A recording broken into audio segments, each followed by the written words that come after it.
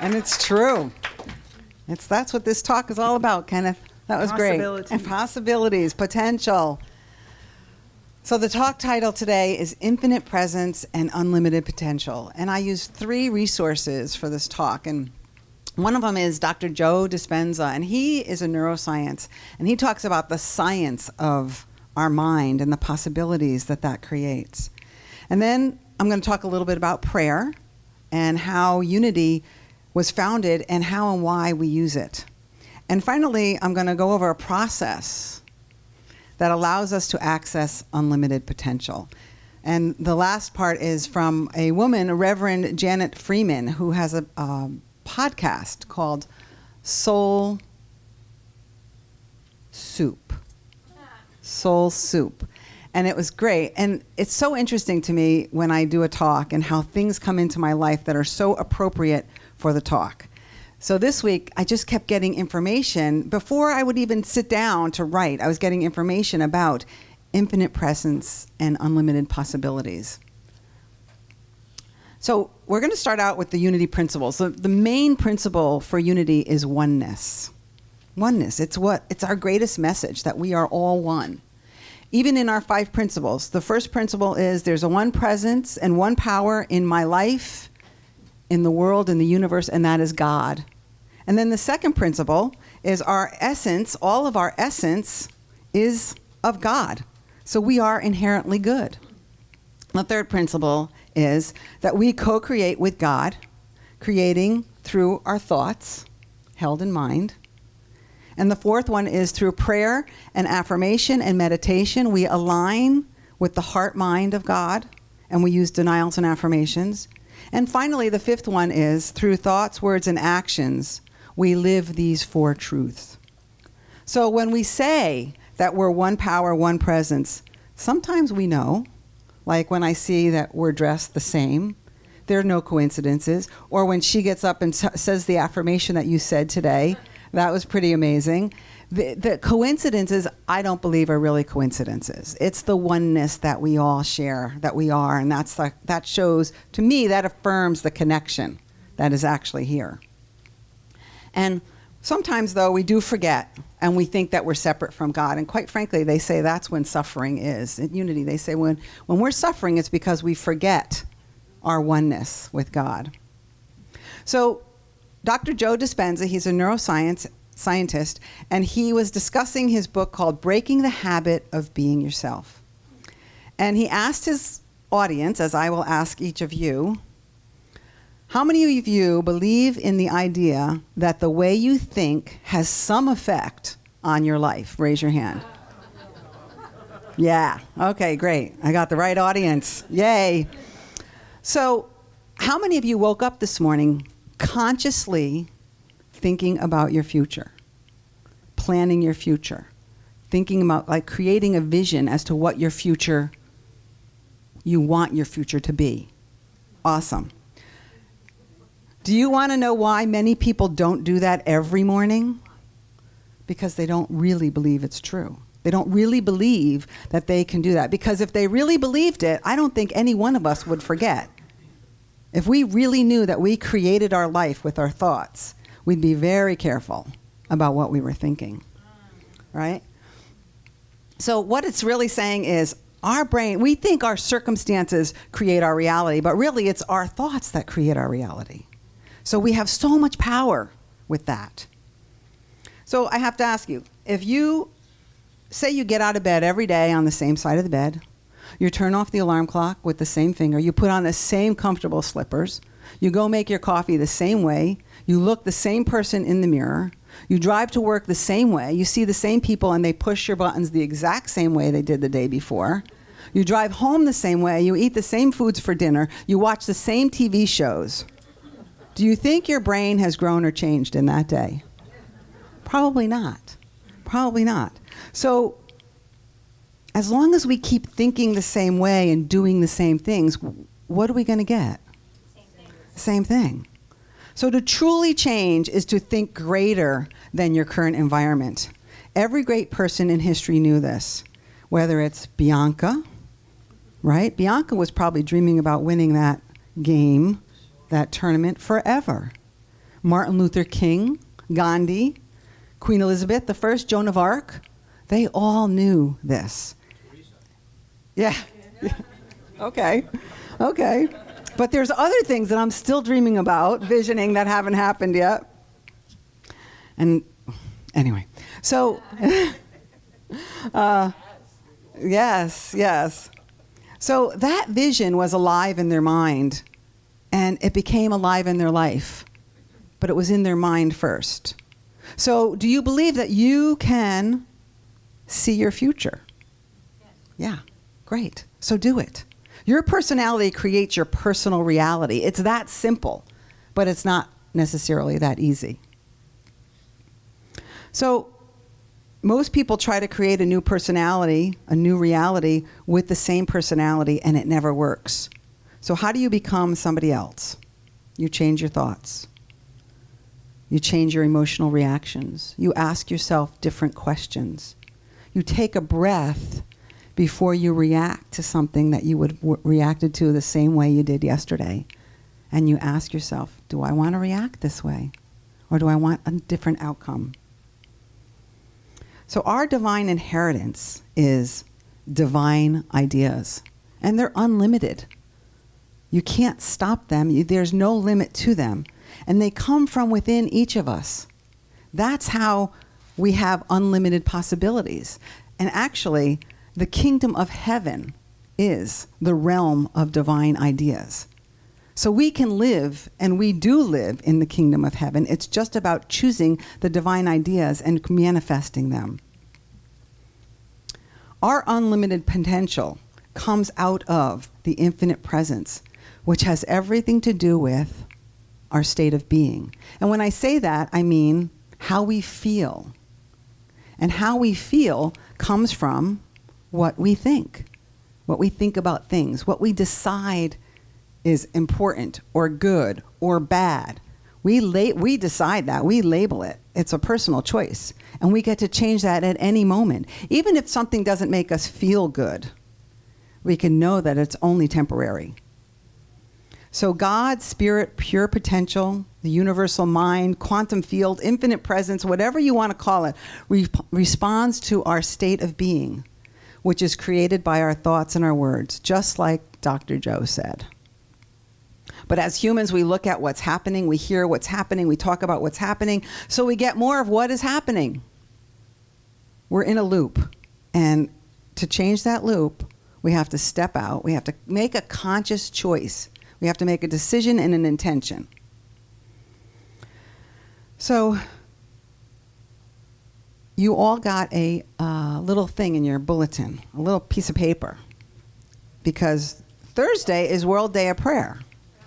So if each of you can fill that out, you could fill it out today and leave it in the basket, or what I would prefer is you take it with you and you think about it and you fill it out and you come back Thursday and you join me for World Day of Prayer, because it's going to be really amazing what we manifest here that night.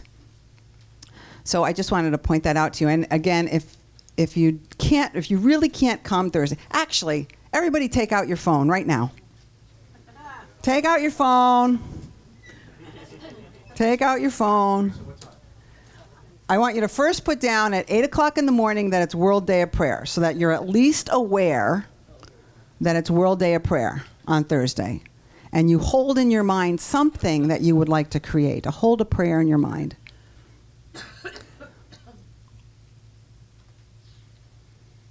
And then I want you to scroll down to 6:30 or 6:15. Give yourself some time to get here for 7 o'clock for Unity. Our little World Day of Prayer service starts at 7 o'clock Thursday night. So give yourself some time to get here.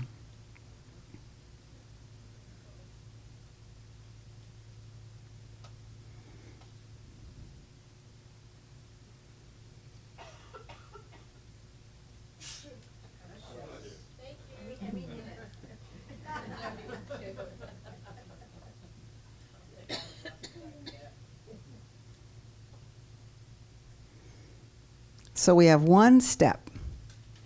so far. That step is to wake up in the morning or go to bed at night consciously thinking about what you want for your future. Second step is come to Unity World Day of Prayer on Thursday. Now we're going to talk about prayer. See, the reason why I chose this topic is because the theme for World Day of Prayer is infinite presence, unlimited potential. So why are they coupling it with prayer? Because at Unity, prayer is communion with the Christ Spirit within. That's the infinite presence within us. Charles Fillmore defines prayer as the most highly accelerated mind action known. The most highly accelerated mind action known. That's what prayer is. It's important because it changes the consciousness of that person who's praying, and it changes the consciousness of the person you're praying for. So that's why they're doing it on World Day of Prayer. That's why they picked that topic. The purpose of prayer is to lift our consciousness to the truth of our being, that we are children of God, that we all have Christ consciousness, that we want to be in that realm of consciousness as much as possible. Prayer is the affirmation of the truth about us that eternally exists in God mind, but which has not yet come into our minds and therefore is not yet in our lives.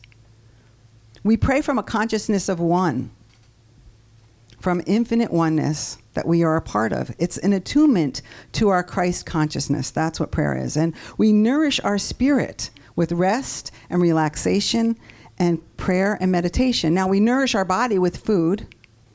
I don't know if any of you know this, but many people say a blessing before they eat. And I don't know if you know Carlos Anderson, but he, when he was a little boy, asked his mother, why do we say a blessing before we eat? And his mother said, because you were a spirit before you were human. So you need to feed your spirit first. And I love that. So we have to feed our spirit. We have to pray. We have to rest, relax, and meditate so that we could feed that spirit within us. So infinite presence. Christ abides in each person as his potential perfection. That's another quote from Charles Fillmore. Christ abides in each person as his potential perfection. This means that the same spirit that was in Jesus is in each and every one of us. That same spirit. So that means we could do what Jesus did if we were willing to do what Jesus did. Right? Which means to totally let go and let God. Totally believe. To meditate. To improve our conscious contact with God. To be there in that place. In that Christ consciousness. Understanding our divine nature, we learn to express our inner God qualities of light, love, wisdom, and faith. And there is no limit to what we can achieve or how many ways we can be blessed. In Job 42:2, I know you can do all things and that no purpose of yours can be thwarted. They were talking to each and every one of us. That is a scripture for and to each and every one of us. The revealing word says that infinite is that which embraces all. The totality of being including all knowledge, all space, all life, without end or limitation. God is infinite and eternal. So now, unlimited potential. Our divine nature is unlimited. We are divine potential in expression. Say that. I am divine potential in expression. Whew, that's kind of big, you know? And it's, I think, for me anyway, looking at my day-to-day existence, it's hard to remember that. You know, I'm running errands, I'm trying to make some money, you know, I'm trying to cook dinner, and it's hard to remember that I am divine potential in expression. But that's really the truth of our soul. Take a breath and remember you are a part of a magnificent whole being formed of love and light. And we each have a purpose, and that purpose is to be aware of our state of being. Our purpose is to be aware of our state of being, to be in alignment with that Christ consciousness. So one of the things, another one of the quotes in Matthew 18:3, Jesus says, Assuredly, I say to you, unless you change, become as children, you will not enter the kingdom of heaven. So that reminds me, if I'm not having fun with what I'm doing, I'm not in the kingdom of heaven. I'm not in those divine ideas. Maria talks about her joy meter, right? If we don't have our joy meter going and become aware of what brings us joy, how can we be in the kingdom of heaven if we're not that conscious about it? We have to be like children. And what that means is not only having fun, but what else? Just children are so open-minded, right? They have imaginations like, they just blow me away when I sit and listen to them. So to have that kind of imagination, those are the divine ideas that we get to decide whether or not we're going to act on or not. But they're there all the time. We just have to give them time and space in our day. There's no limit to what God can do. And guess what? You are God. God is within you. Whatever things you desire when you pray, believe that you have received them now, and you shall receive them. Infinite spirit of substance is the center of our life, and no conditions or circumstances can affect it. None. No conditions or circumstances can affect that. Infinite spirit is the substance in the center of our being. So be open. Remember, your purpose is to be aware of your state of being. Okay?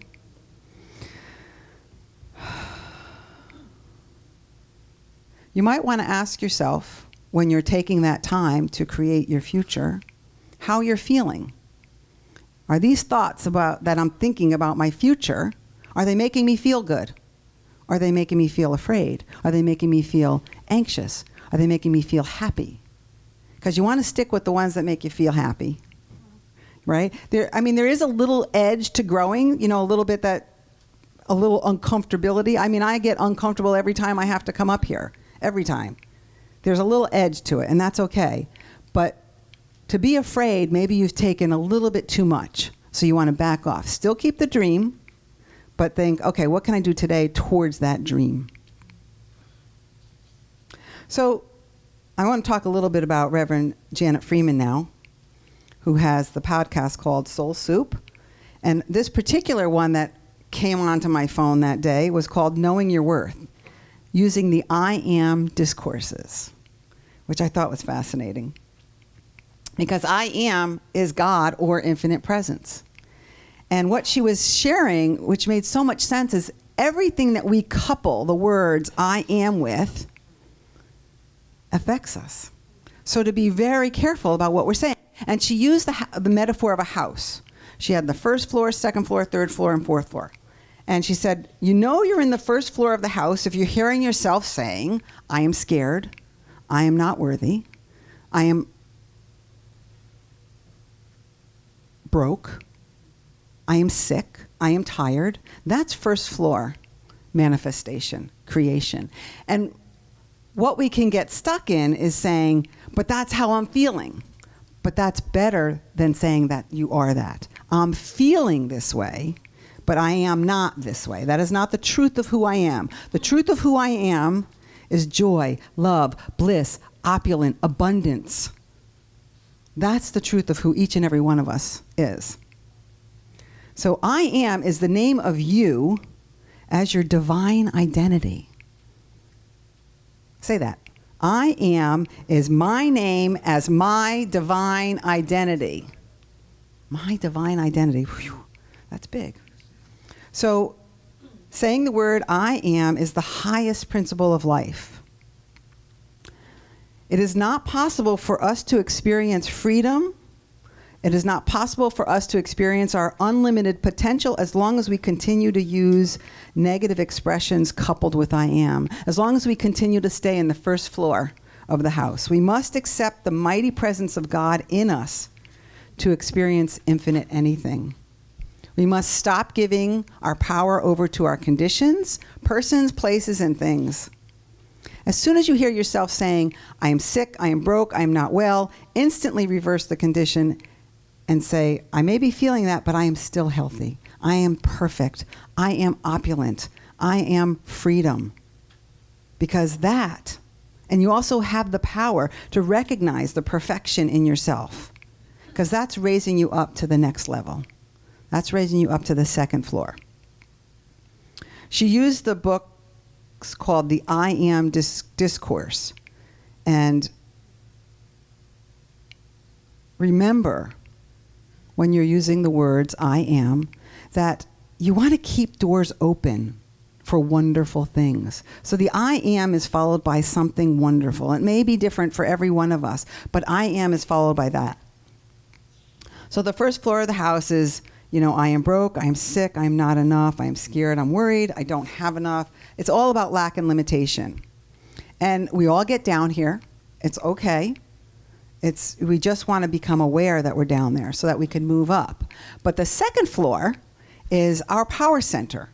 But usually this is from the ego's perspective. Okay? So you have to be careful, because underneath these I am expressions is usually the same scarcity and lack. It's some of the expressions are, I am right, get out of my way. You are wrong, don't challenge me. It's the I am when it has an attachment to the physical. But really underneath, many people can use this floor and these statements to bully others to get what they want. And what happens is, because it's not from the third or fourth floor of the I am, of the belief system, of the consciousness, that success goes away. It's taken away. And there really isn't joy and happiness from that place when I'm using that egoic sense of I am. So the third floor means we are now in tune and aligned with our higher reality. We are connected to our source, our own spiritual identity. Our heart is opening. We have a compassionate love toward others, and we have a knowing of our unity with others. We believe that life is abundant, that our needs are always met,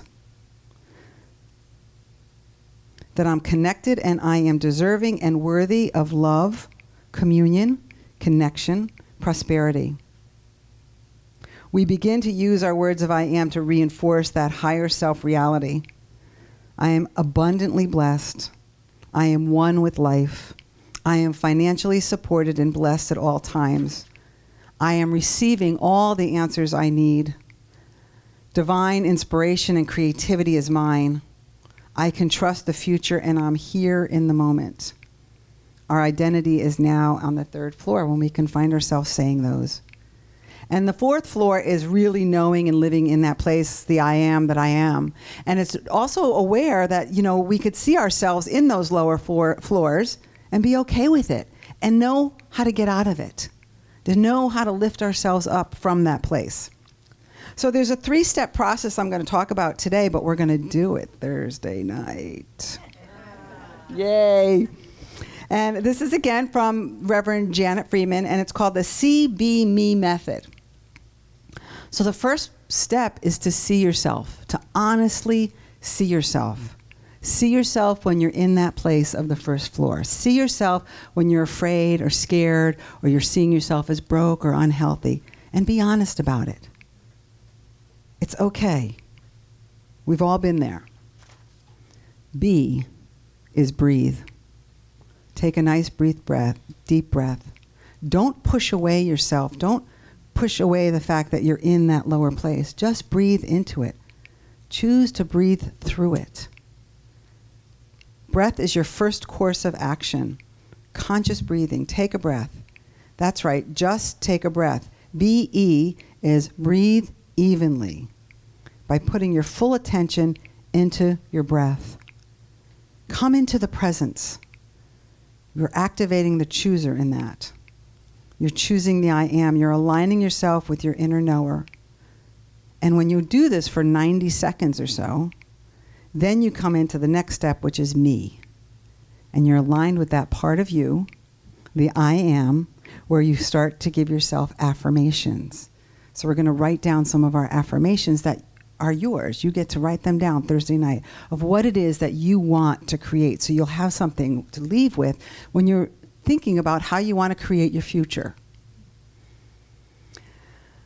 So I've gone over a lot of things. There's a lot of steps here. Hopefully you've written them down because I can't go over them right now. But I want to end with, again, yesterday. So every day I read 3 daily readers. And yesterday it was so interesting because it was Myrtle Fillmore. I read the Daily Word. I read another little, it was almost like a little Bible with scriptures and stuff in it. And the third one is Courage, Conviction, and Consciousness. And it's every day different women's quotes or writings. And yesterday on September 7th, but in 1891, Myrtle Fillmore wrote this in one of her healing letters that she sent out to somebody. The kingdom of God is within you. The key to that kingdom is acknowledgement or affirmation. You only have to open your eyes and your lungs to the fresh air provided by the ever-present supplier of all. Let consciousness lay hold of its boundless supply of life, love, and wisdom now. It is your birthright. All you need to do is be still and know that I am God. Thank you.